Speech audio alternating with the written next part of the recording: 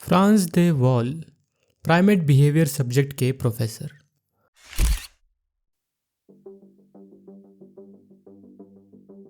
इन्होंने 2003 में कैपुचिन बंदरों की नस्ल के साथ एक साइकोलॉजिकल एक्सपेरिमेंट कंडक्ट किया। साथ में पले कैपुचिन नस्ल के दो बंदरों को उन्होंने पकड़ के अलग अलग से एक एक पिंजरे में रखा। पिंजरे जानबूझ के नज़दीक रखे गए ताकि वो दो बंदर एक दूसरे को देख पाए। कुछ ही वक्त में उन्हें एक बिहेवियर के लिए ट्रेन किया गया। बिहेवियर काफ़ी आम था। उन्हें पिंजरे में मौजूद छोटा पत्थर बाहर देना था। इसके बदले उन्हें खाने के लिए खीरे का टुकड़ा दिया जाता। दोनों बंदरों को इस बर्ताव को समझने में देर नहीं लगी और ना ही कोई दिक्कत हुई। वो खुशी से उस खीरे के टुकड़े के लिए पत्थर को बाहर दिया करते। लेकिन रिसर्चर्स ने इस रिवॉर्ड पैटर्न में थोड़ा सा बदलाव किया। उनमें से एक बंदर को उस पत्थर के बदले खीरे की जगह अंगूर दिए गए। कैपुचिन बंदरों को खीरे की तुलना में अंगूर बहुत ज़्यादा पसंद है। सिर्फ एक बंदर को अंगूर देने की वजह से दूसरे बंदर के बर्ताव में फ़र्क शुरू हुआ। उस पत्थर के बदले उसे सिर्फ खीरा मिल रहा था और उसके साथी को अंगूर। यह चीज़ उसे बर्दाश्त नहीं हुई। वो गुस्सा करने लगा, अग्रेसिव होने लगा, चिल्लाने लगा, अपने पिंजरे को ज़ोर ज़ोर से हिलाने लगा और एक वक्त उस बंदर ने उसे मिलने वाला वो खीरा असिस्टेंट की ओर फेंक के मारा।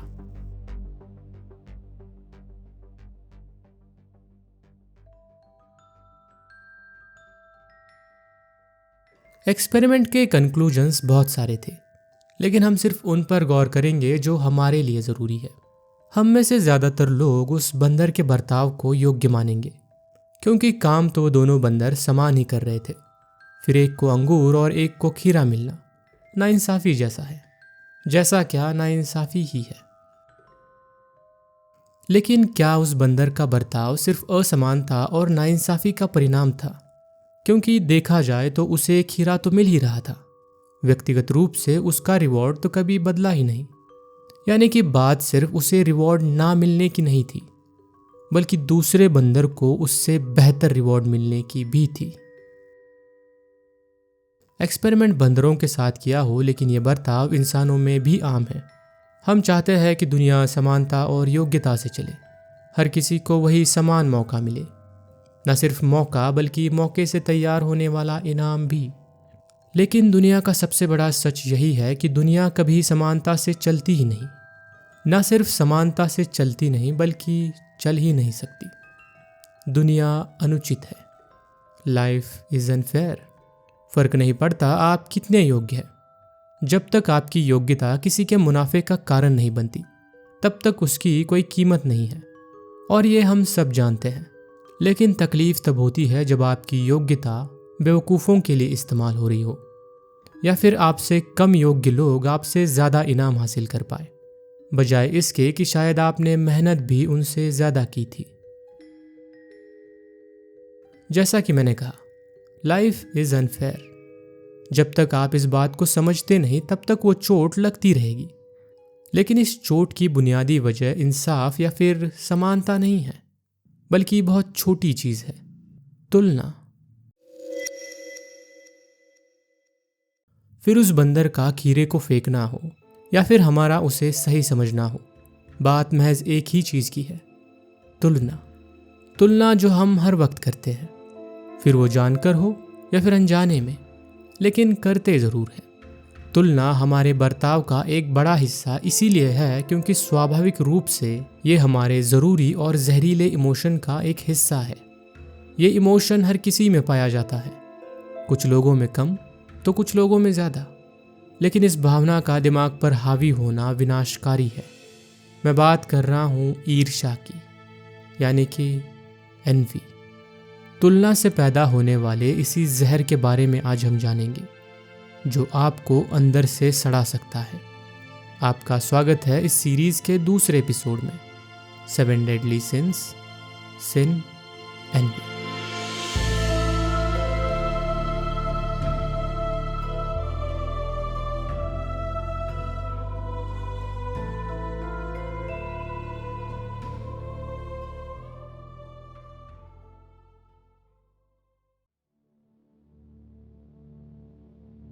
Comparison is a thief of joy. इससे सच और कोई बात हो नहीं सकती।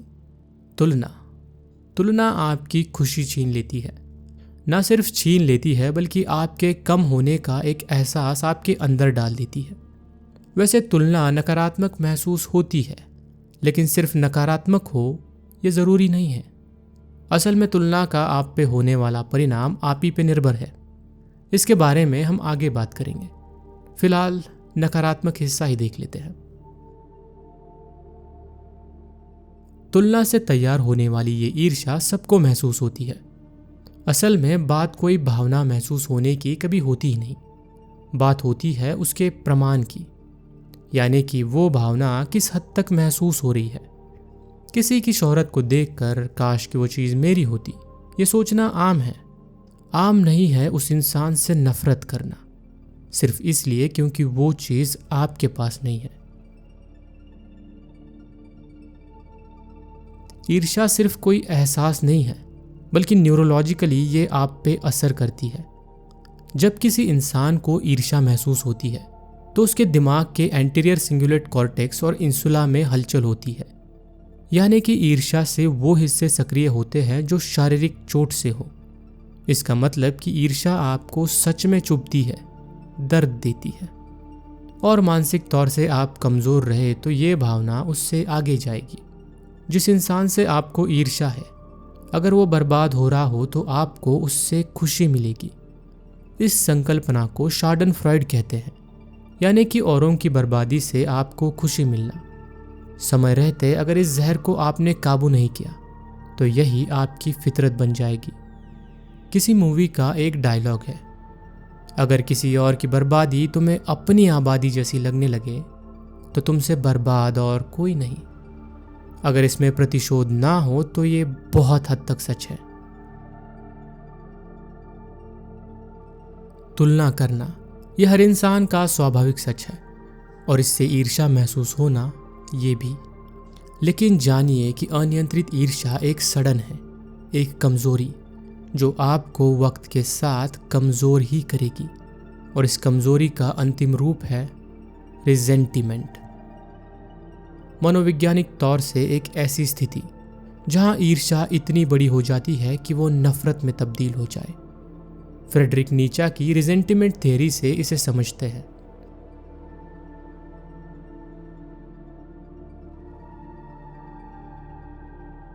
समाज दो हिस्सों में बटा हुआ होता है। एक हिस्सा होता है अमीर ऊंचे लोगों से भरा हुआ, और दूसरा हमारे जैसे आम लोगों से भरा। और सीधी सी बात है, अगर ईर्ष्या महसूस होनी है तो वो हमें ही होगी। इससे ये भी साबित होता है कि ईर्ष्या कमज़ोरों की भावना है, फिर आप माने या ना माने।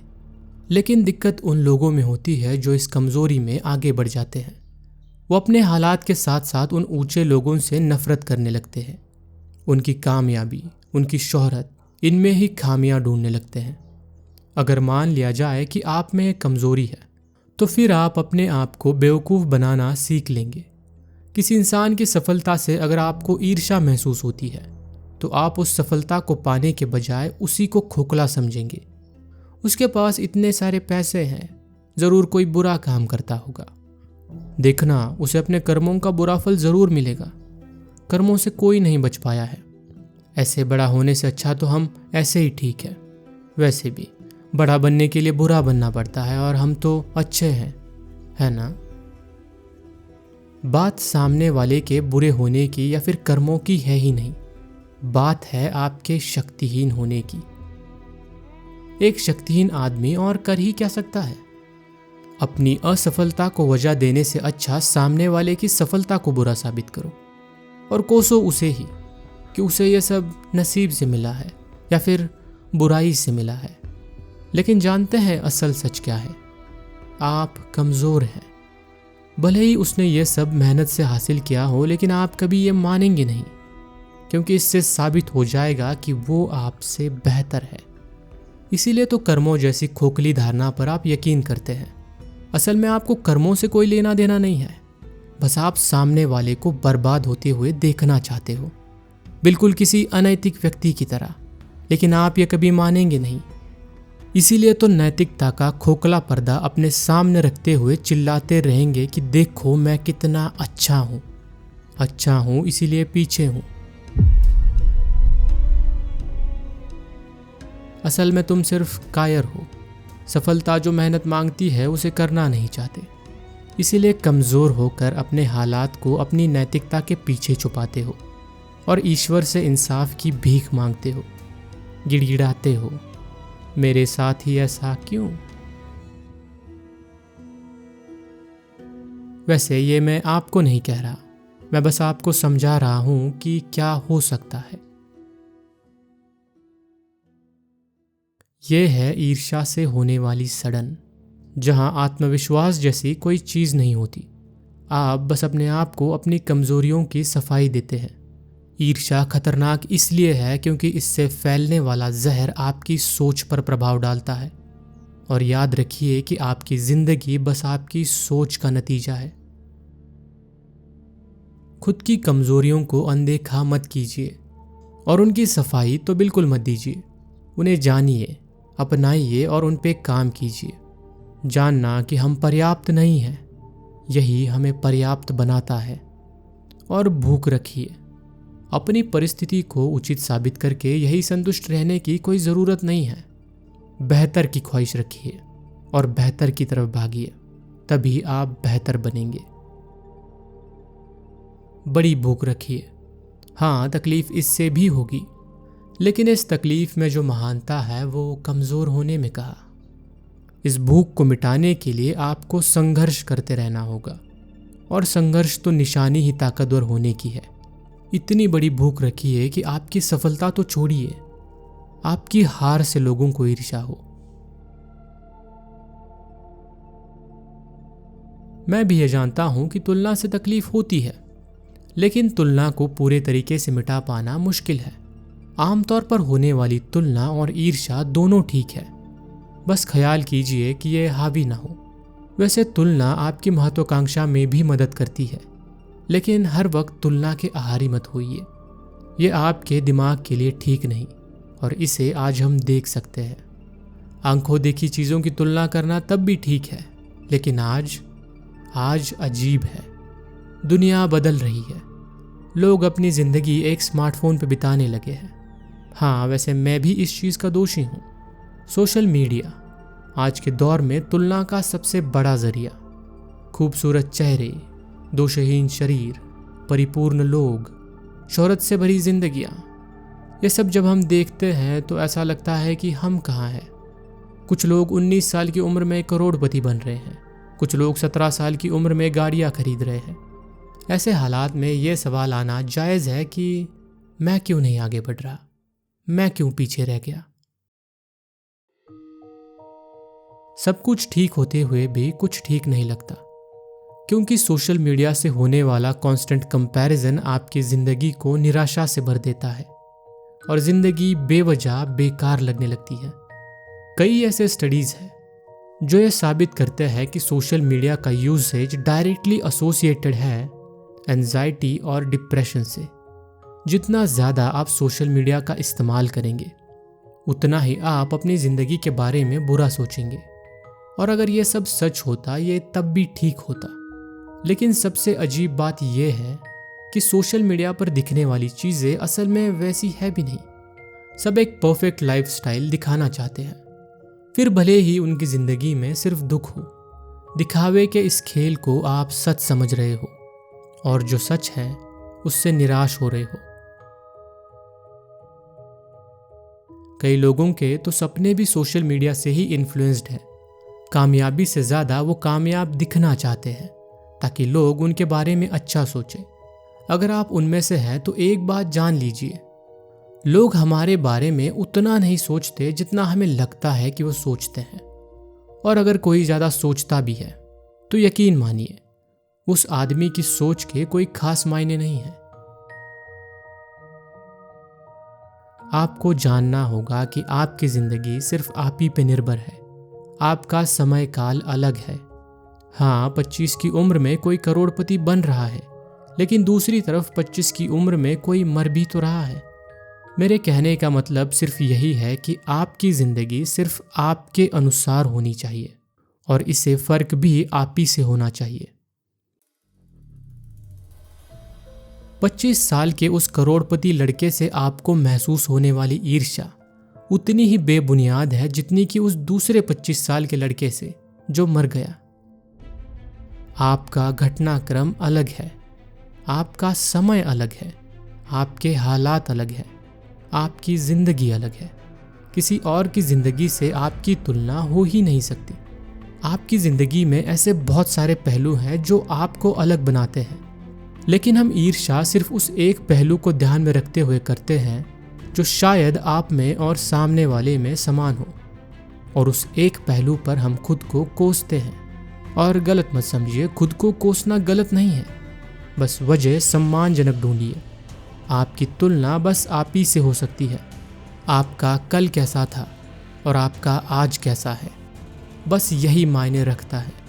अपनी ज़िंदगी को खुद ही किसी और के नज़रिए से देखकर दूषित मत कीजिए, वरना जिस तरीके से उस बंदर ने वो खीरा फेंका था, बिल्कुल वैसे ही आप अपना सुकून फेंक देंगे।